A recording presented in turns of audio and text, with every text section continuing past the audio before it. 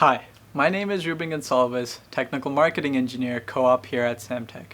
In a previous video, we demonstrated the kit connectivity. In this video, we will be showing how to set up a FireFly's internal control registers. The heading bar and the control area are on the left as shown. The control area on the left allows selecting FireFly and indicates connection status. The heading area displays the serial number of the FireFly and shows a more detailed status. It also allows saving and loading the register's settings to and from a file. The main screen shows the overview of a typical settings in a FireFly. These settings correspond to the memory map defined in the user manual. There are different sections for general information and monitors and alarms.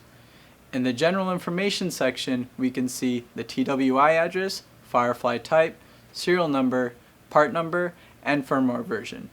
In the monitors and alarms section, we can see the temperature and the power supply values. In addition to all this, the user can modify the register settings to evaluate the performance of the FireFly. And with that, you should be ready to use your FireFly Evaluation Kit. For more information, please visit samtech.com/kits or email any of our technical experts at kitsandboards@samtech.com. Thank you.